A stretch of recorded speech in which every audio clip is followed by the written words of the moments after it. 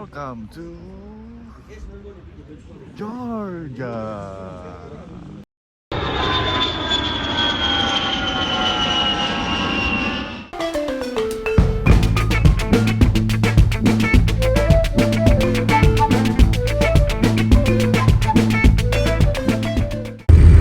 Let's go mga kapatid! But we don't talk anymore. It's me, your Papa D. What's up mga kapatid? Good morning Georgia! It's 9 a.m. dito sa Georgia. Same time as UAE. And kami paalis na ngayong umaga papunta doon sa I forgot the name, but it's the ski area. So isang panibagong snow experience naman, which is more colder compared doon sa unang snow experience ko kahapon. So ayan, ito yung hotel, ang Voyager. So kami nag-aantay na lang sa aming mga kasama. So 9 kami ngayon sa group na pupunta doon sa Godauri. Yan, I remember na it's Godauri. So yun yung ski place and it's more colder at meron ding snowfalls. Actually dito sa city ng Tbilisi, it is snowing na, but konti lang yung mga snowfalls. Kasi dito sa city bihira na raw mag snowfalls. Around 10 years na raw nag-climate change na hindi na masyadong nag-snow dito sa city. So ayun, ito yung aming service for today's video. At ang temperature ngayon ay -2 dito sa city. Ayan, nakikita nyo ang aking jacket. At yan yung mga snowfalls. So mamaya mas maraming mga snow ang makikita natin mga kapapagi. Kaya tara na, let's go!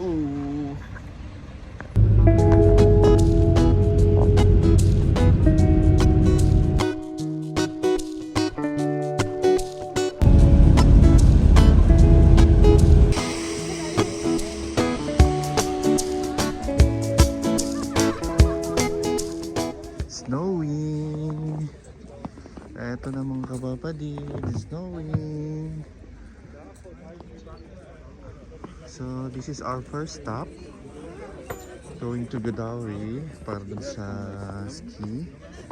Kasi nakikita nyo yung mga trees, yan, puno ng snow. At saka ang daming tourist dito, ito yung mga kabayan natin. Hey, what's up mga kapapadi? Basahan tayo ng snow. It's snowing.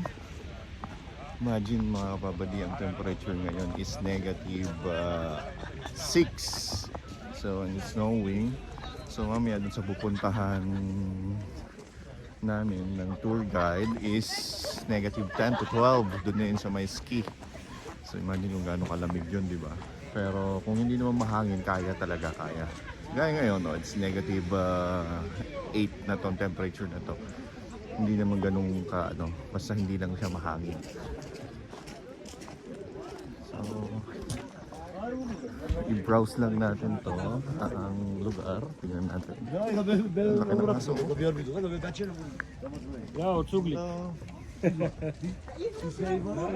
Laki ng mga aso nila dito. Diba? So, ito yung flag nila, the Georgia flag. Madulas dito kasi nag-ice na talaga siya.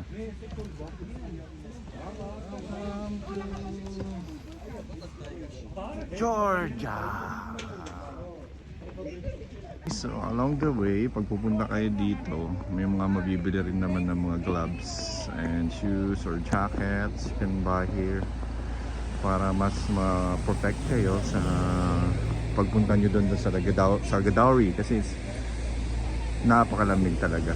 Ito na yung aming tour guide. So para punta na siya dito at kami lilipat na sa second stop namin. So ito yung first stop namin here. Most of the tourists, they stop here para mag picture and enjoy the snowfalls. Ayan. Imagine mo nga kapapadi, eto na. Nag-snowfall. Nakikita nyo. Yan, sa likod ko yung mountain na yan. Yung packet na yan, yung mga trees. Yun yung kalamig ngayon dito. Pero okay lang, carry pa. Kaya pa naman dahil depende sa suit lang talaga. Ayan.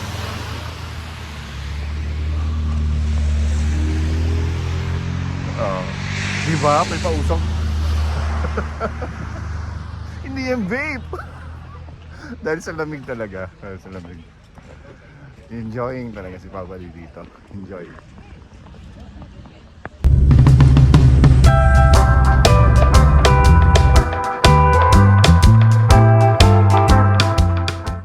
So ito na mga kapapali yung ano, yung castle. Nasa loob tayo ng castle. So ito, sa mga maraming turista rin dito. So puntahan natin, ikutin natin itong loob ng castle.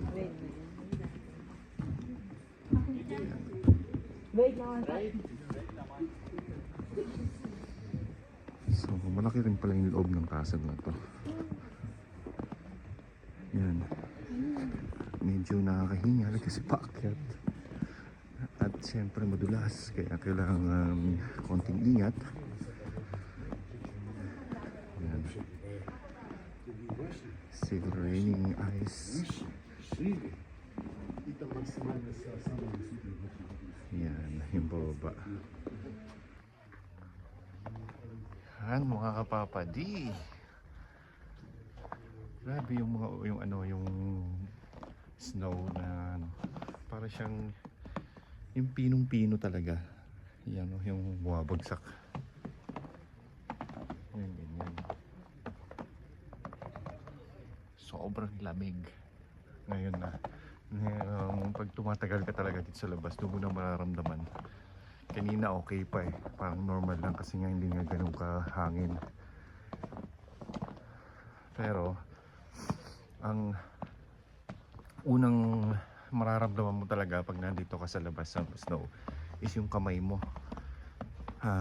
Talagang namamanhid, tumitigas. Pero sa katawan naman walang problema, kayang-kaya mo. Yun lang yung sa tenga, tsaka tong kamay.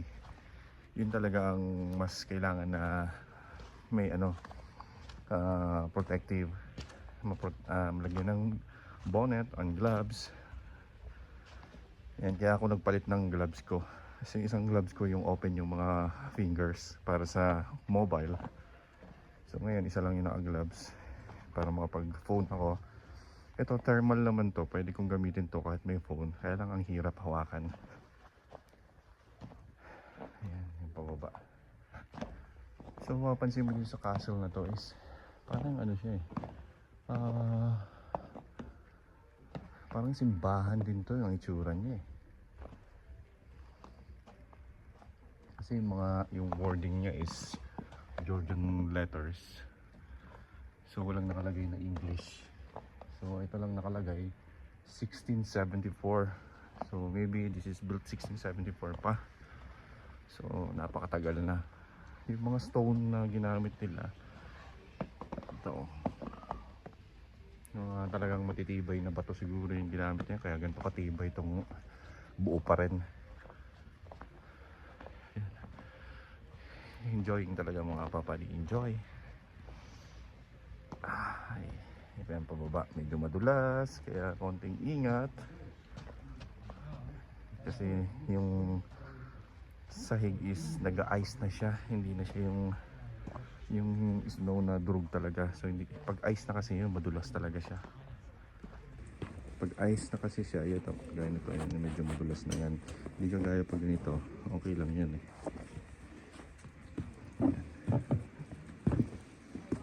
Ayan, ganyan.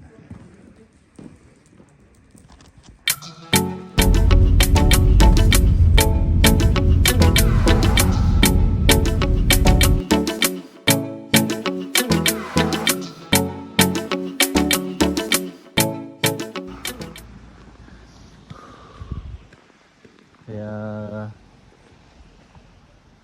Hinto muna kami dito dahil nga nag-CR nga yung mga kasama namin. Ito. So enjoying the snow. Ayan ang taas-taas oh. Tingnan yung snow.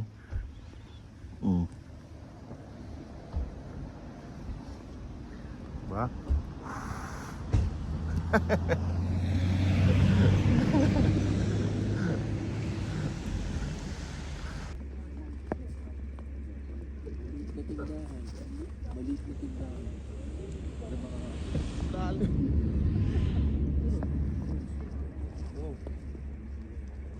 Ay mo mga kapapadi. Lubog na sa lalim na ng gusto.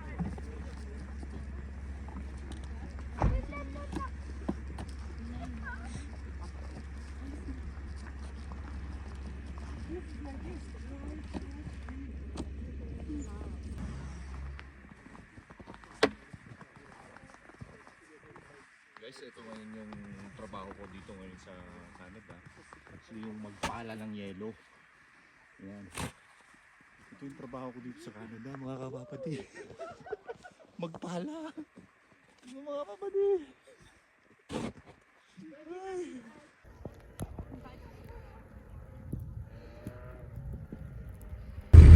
Let's go mga kapapati!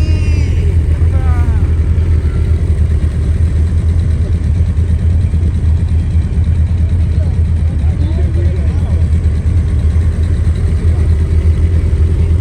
Try natin to mga kapapatid. Isa natin yung grupo. Meron tayong guide na susundan. And then no, kung pwede tayo mag-video mamaya. But we'll try para makakuha tayo ng video. But we don't talk anymore. It's me, your Papa D.